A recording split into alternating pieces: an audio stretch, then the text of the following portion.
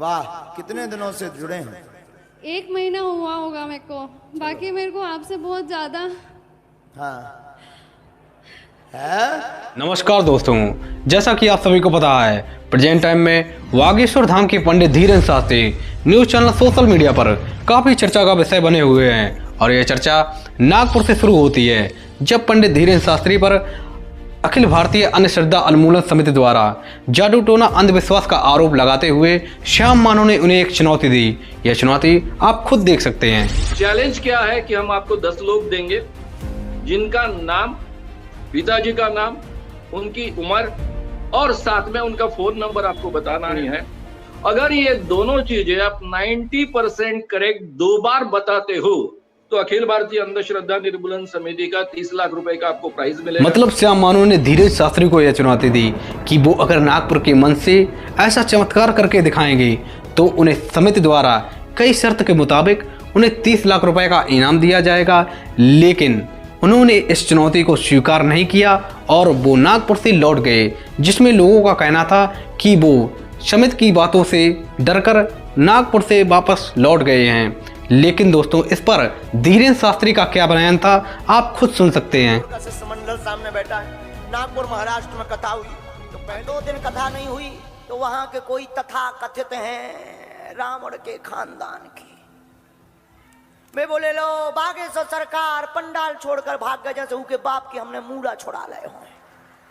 ठटरी के बारे नक कटा है, उन्हें यही शर्म नहीं आई है। वो बोले क्यों भाग गए, तो उन्होंने न्यूज पर एडवर्टाइजमेंट दिया। बोले दरबार के लिए हमने 30 लाख रुपए, बोले हमारा बताएं तो 30 लाख देंगे। नक कटा, हम तो फ्री में बता। जादू टोना और अंधविश्वास के आरोपों से शुरू हुआ यह मामला अब धर्मांतरण की ओर पहुंच चुका है। देश में सनातन धर्म बनाम ईसाई इस्लाम पर चर्चा तेज हो गई है।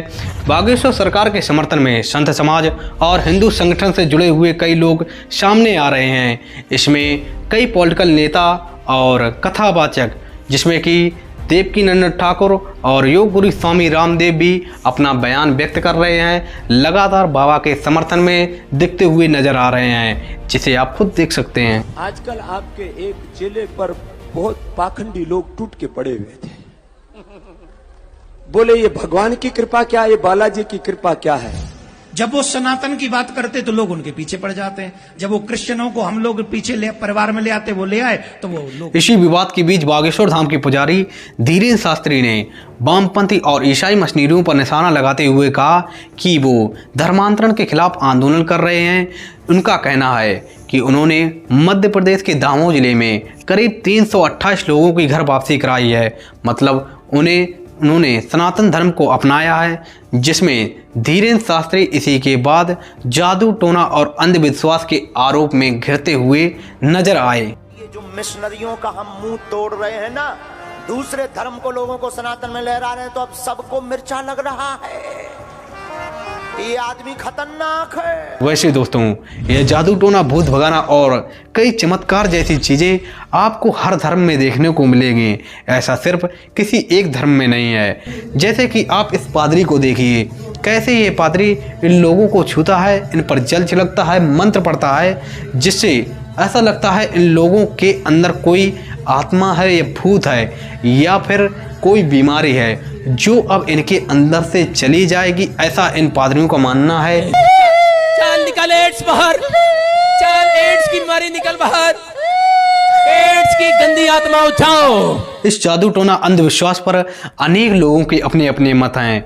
कोई कहता है जो शिक्षा और स्वास्थ्य पर खर्च नहीं कर पाते हैं वो इन बाबाओं में अपनी शांति तलाशने की कोशिश करते हैं, तो कोई कहता है ये बाबा अपने आप को भगवान के तौर पर प्रस्तुत करते हैं। आम तौर पर लोगों की समस्याएं छोटी मोटी होती हैं और वो एक समय के बाद ठीक हो जाती हैं, जिससे समस्या या बीमारी ठीक होने पर उनका भरोसा इन बाबाओं पर बढ़ जाता है, जिससे ये बाबा अपने आप को भगवान समझने लगते हैं और लोगों को अंधविश्वास में ढकेल देते हैं। क्योंकि हर धर्म के लोगों में अपने अपने भगवानों को लेकर डर दिखाया जाता है और वे जब इन बाबाओं और पादरियों को अपने भगवान के रूप में देखने लगते हैं तो वे इन पर सवाल नहीं कर पाते हैं। वैसे केस स्टडी के तौर पर अगर बागेश्वर धाम सरकार को लिया जाए तो आपको यही बात देखने को मिलेगी, लेकिन इस पर बागेश्वर सरकार का कहना है, हम दरबार में ये तो कहते नहीं कि हम ठीक कर देंगे, हम बुलाते तो किसी को है नहीं। हनुमान जी सबको बुलाते हैं, हनुमान जी ठीक करते हैं। हम तो माध्यम में हम कह देते भाई जाओ तुम हनुमान चालीसा पढ़ देना और जाओ तुम्हारा ऐसा हो जाएगा, हनुमान जी वैसा कर देते हैं। लेकिन इस पर धीरेन्द्र शास्त्री कहते हैं कि वह लोगों की अर्जियां भगवान बालाजी तक पहुंचाने का एकमात्र जरिया हैं। बालाजी भगवान इन अर्जियों का सल्यूशन देते हैं और नागपुर की अंधश्रद्धा उन्मूलन समिति द्वारा इन्हीं दावों को चुनौतियां दी गई थी और वहीं से एक विवाद शुरू हुआ था। वैसे आपका क्या कहना है इसके बारे में कमेंट बॉक्स में ज़रूर बताएं और अभी तक आपने हमारा चैनल सब्सक्राइब नहीं किया है तो प्लीज़ चैनल को ज़रूर सब्सक्राइब कर लें। धन्यवाद।